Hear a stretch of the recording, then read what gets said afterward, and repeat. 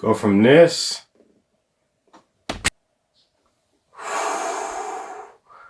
Look at that, man. Look how clean that is, you guys. See, this is what I'm talking about. This is how you install a sole protector.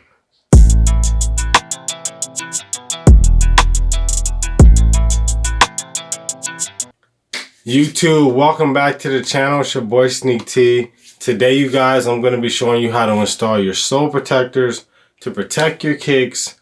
And today, I'm going to be installing these on the Air Jordan 6 metallic silver. So stay tuned, you guys. We're going to dive right into it. Let's get it.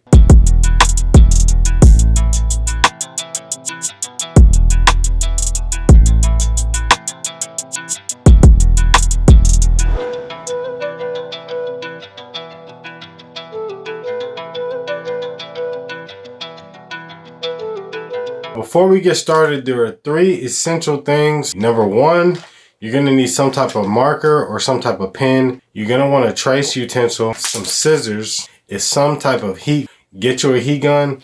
With those 3 things, you're good to go. So let's get into it. So when you got your sole protectors, another reason you want to have the heat gun, because you guys see how curled up this is. The heat gun will help get this straight and more flat. And I'll show you exactly what I mean right now. So you just want to lightly heat this up to the point where it's more workable and more flat. And then we'll heat it up more once we actually get it on the shoe.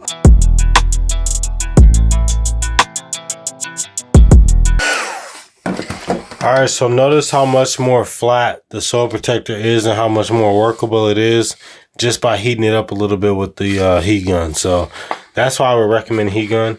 So once you have it laid out, you want to make sure that you have the rough side, which is this traction side. Make sure you have that facing down because that's what's going to be touching the ground. And then you're going to want to take your shoe and trace it out. But before we do that, we're going to clean the bottom of my shoe because even if it's brand new, you still want to give it a nice clean because it could have some dust or some type of dirt on the bottom of it. And even if it's not a brand new shoe, you can still install these on a used shoe. Just make sure you clean the bottoms really good and still take advantage of this wipe. And if you don't have a wipe like this, then take like some alcohol lightly on like a rag and just make sure you have it really clean and let it dry first and you'll be good to go. Clean all of that off because once you put the sole protector on, you want to make sure it's sticking to a clean sole because if it sticks to dirt, that could actually still make your sole yellow, if not maybe even faster. And also make sure it's completely dry because you don't want to seal moisture under there. So let's go ahead and give this a clean wipe down. And as you can see, this is the size 10 shoe. So this particular sole protector from Reshoevn8r can fit probably up to like, I'm going to say a 12, maybe even a 14 shoe if this is a size 10, you know what I mean? So they can fit a nice size shoe with this sole protector and they might even have an XL. So let's go ahead and trace this out. And you're just going to, I like to actually hold the pen at slightly an angle so it cuts into the shoe just a little bit because I don't like the sole protectors to rub, to come over the edge of the soles. I like them to sit right flush with the bottom of the shoe. That's just me personally. So do it to your preference. But take note to how I'm doing it, and then you guys will see how it turns out at the end.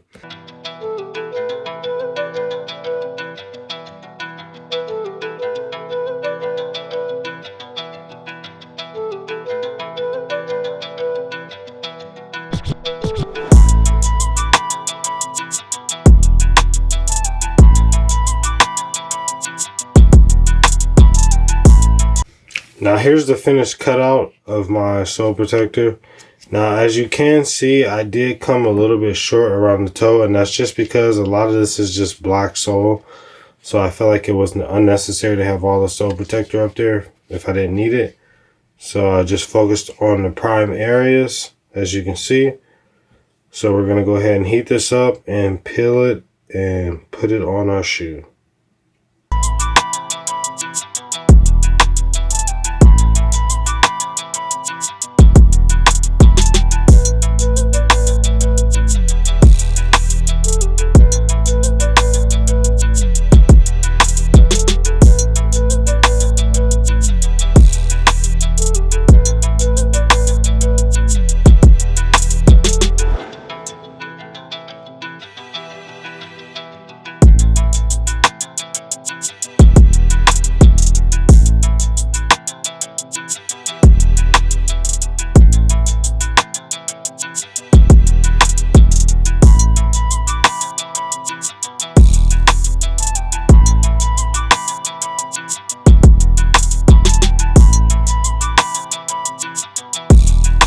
Now I know on the first shoe, you can see how I came a little bit short right here. Now, if you want to avoid that, I'm going to show you what to do to avoid that. If you want your sole protector to come all the way to the edge of your shoe, check this tip out right here. So as you can see how the shoe is sitting like this, when you're doing your tracing, make sure you tip your shoe forward like this. Tip your shoe forward and then come around the edge like this. Sorry, my pen is acting funny. So if you tip your shoe forward like this, then when you go to do your sole protector, it'll actually come to the tip of your shoe like that. So that's how you do that. Just tip your shoe forward and then trace it out. Right around the edge of your sneaker. Doesn't come up around the edge. Low profile. From foot perspective, nobody will know you have a sole protector on your sneaker, guys. Guaranteed. So I highly recommend sole protectors. Not only do they keep your soles icy, they prolong the life of your kicks, and they just keep them clean, man. Like, you could have a shoe like this, keep this on for quite some time. Now, how long do these last? I personally have never had them on a shoe more than like a few months. I probably wouldn't recommend wearing them more than probably 6 months, and I would probably change them out, but I think that's a good lifespan personally for the price point of these. So, you know, it's up to your discretion how long you want to keep them on your shoe. Now, like I said, you can put definitely on new shoes, dead stock shoes. These are good to go. Now on used shoes, like I said, clean them really well. Make sure the soles are super clean, no dirt. Take alcohol, wipe them off, let them dry, and then you should be able to put a sole protector on, even on the used shoe. Now, like I showed you guys, on the second shoe, you can see I got the sole protector right up to the toe. Now on this one, I did come a little short, but that was intended because, like I said, I didn't really need the sole protector on all of this black material because I'm really just focused on the clear, to be honest with you. But for demonstration purposes, I did want to show you guys, if you do want it to go to the toe, full length of the sole of your shoe, I did show you that method. Just simply refer back to that, lean your shoe forward, and you should be able to get it nice and fully to the edge of your sneaker, just like this, cleanly put on, and you're good to go, you guys. Now, the grip and traction on these, you do lose some grip and traction. I'm just going to be honest with you, you do. Now, certain sole protectors have better grip.